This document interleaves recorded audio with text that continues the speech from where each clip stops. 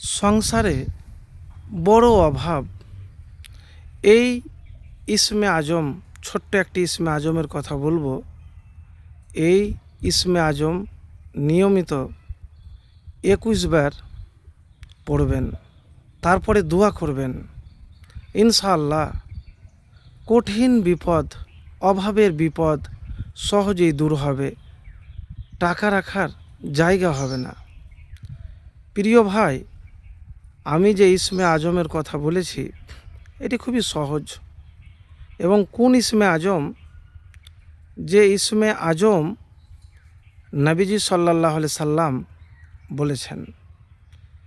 প্রিয় ভাই, আমি ইসমে আজমের কথা বলবো যে ইসমে আজম ব্যাপারে নবীজি সাল্লাল্লাহু আলাইহি সাল্লাম কসম খেয়ে বলেছেন। তো ইসমে আজম পড়তে গেলে কি হয়, প্রথমে এতটুকুন আপনাকে বলবো যে ইসমে আজমের মাধ্যমে আল্লাহর কাছে প্রার্থনা করলে তা কবুল হওয়ার সম্ভাবনা বেশি থাকে। এটি আল্লাহর প্রতি গভীর ভক্তি ও নির্ভরতার প্রতীক। নির্দিষ্ট নাম, এটি আল্লাহর ঠিক কোনো নাম তার সুনির্দিষ্টভাবে জানা যায় না। তবে অনেক আলেম ও হাদিসের মতে এটি আল্লাহর 99টি নামের মধ্যে একটি বা একাধিক নামের সমন্বয়ে গঠিত। দোয়া কবুল। হাদিসে বর্ণিত আছে যে ইসমে আজমের মাধ্যমে দোয়া করলে আল্লাহ তাআলা বান্দার যে কোনো চাওয়া পূরণ করেন এবং বিপদ থেকে রক্ষা করেন।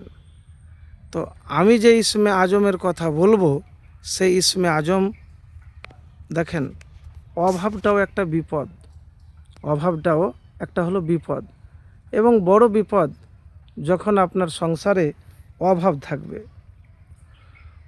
তো প্রিয় ভাই, আমি তাহলে প্রথমে ইসমে আজমটির কথা বলবো। লা ইলাহা ইল্লা আনতা সুবহানাকা ইন্নী কুনতু মিনাজ জালিমিন। এটি কোরআনের একটি আয়াত এবং দোয়াও। ইউনুস আলাইহিস সালাম এই দোয়া পাঠ করেছিলেন। তো মাছের পেট থেকে তিনি মুক্তি পেয়েছিলেন।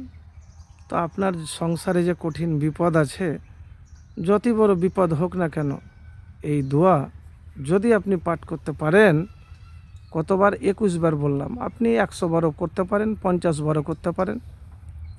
তারপরে দেখেন সংসারে যে বড় আপনার অভাব, কঠিন অভাবে আছেন, কি করবেন? কোনো কুল কিনারা পাচ্ছেন না। কাজ করুন।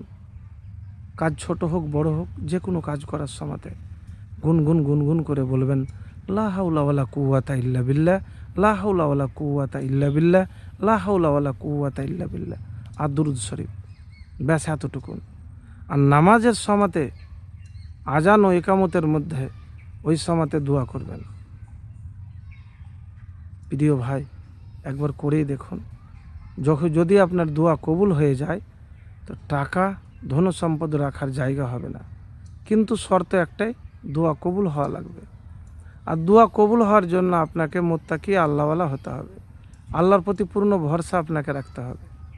তো প্রিয় ভাই, আর অভাবের সময়তে একটু ধৈর্য ধরবেন।